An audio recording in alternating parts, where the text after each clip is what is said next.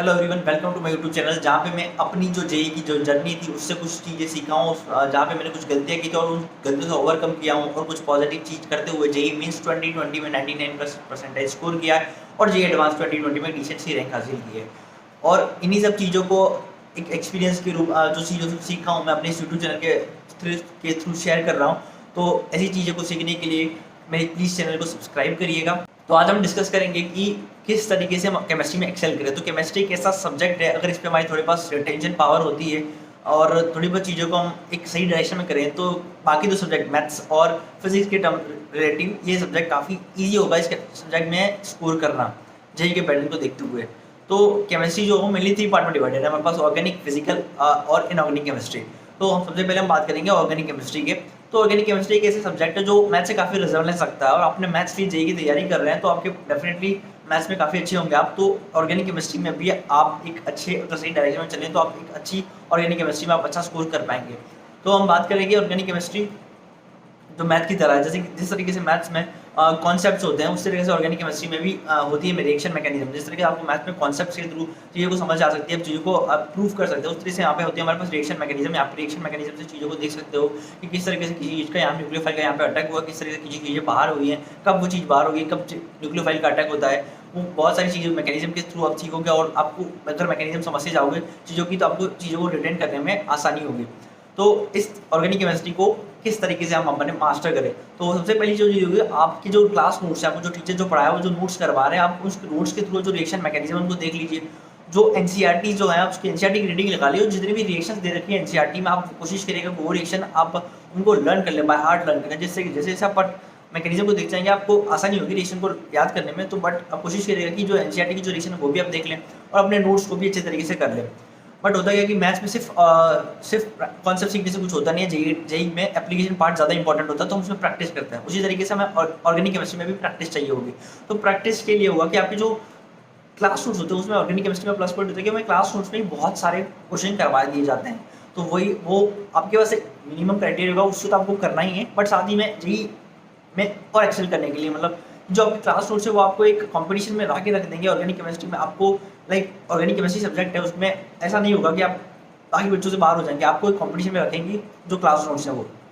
But इसके आगे आपको थोड़ा और एक्सेल करना है ताकि आपको एक ऑर्गेनिक केमिस्ट्री का प्लस पॉइंट मिल जाए। तो आपको जो आपकी जो होमवर्क है, जो आपको होमवर्क दिया जाए, जैसे कि आपकी डीपीपीज है, आपकी जो शीट्स है उसको रेगुलर इंटरवल पे करना है, उसमें उसको नहीं छोड़ना, ऐसा नहीं करना आपको। और आपको बिलीव रखना है कि वो जो मटेरियल है वो काफ़ी सफिशिएंट होता है। सब कुछ बार ऐसा होता है कि हमें जैसे होता है कि हमें और एक्स्ट्रा मटेरियल करना और एक्स्ट्रा मटेरियल करना है, उसके चक्कर में हम जो हमारे शीट्स है उसको इग्नोर कर देते हैं। अगर आप अपनी शीट्स में 100% देंगे तो डेफिनेटली काफ़ी सफिशिएंट मटेरियल है आपके ऑर्गेनिक केमिस्ट्री में एक्सेल करने का।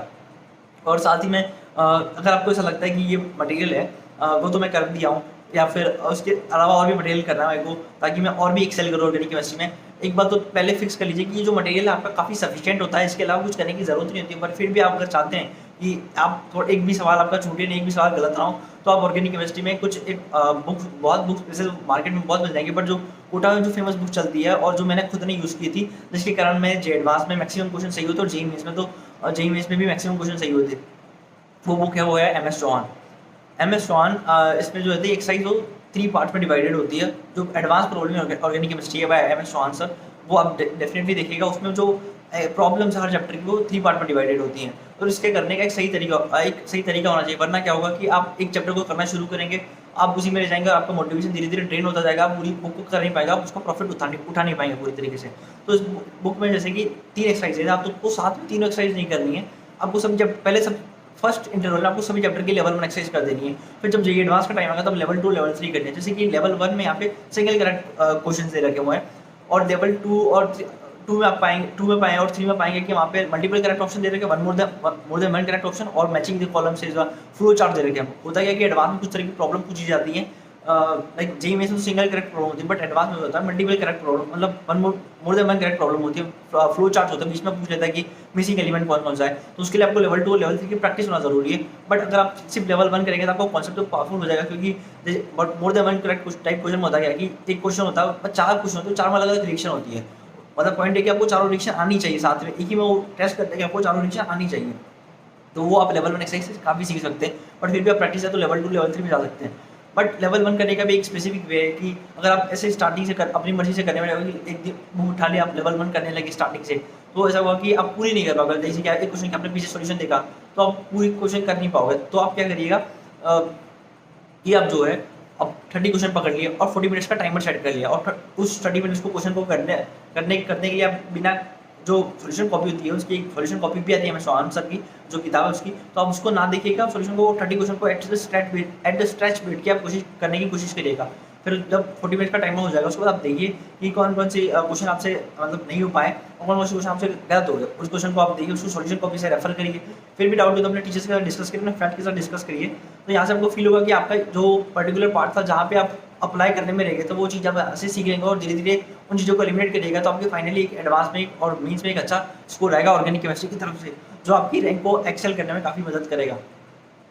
तो ये एक वे है जो ऑर्गेनिक केमिस्ट्री में डेफिनेटली मदद करता है। और आखिरी लास्ट में ये कहना चाहूँगा कि आप अपने जो मटेरियल है कोचिंग के उस पर बिलीव कर रखिएगा, क्योंकि आपने वो जो मटेरियल होता है काफ़ी टीचर्स हैं काफ़ी बुकों से एक्सट्रैक्ट करके बनाया होता है। अगर आप मटेरियल को कर रहे हैं तो अपने पूरे मटेरियल को करिएगा। तो और ऐसा आइएगा आपको और भी एक्स्ट्रा चाहिए तो तभी आप बुकों पे जाइएगा।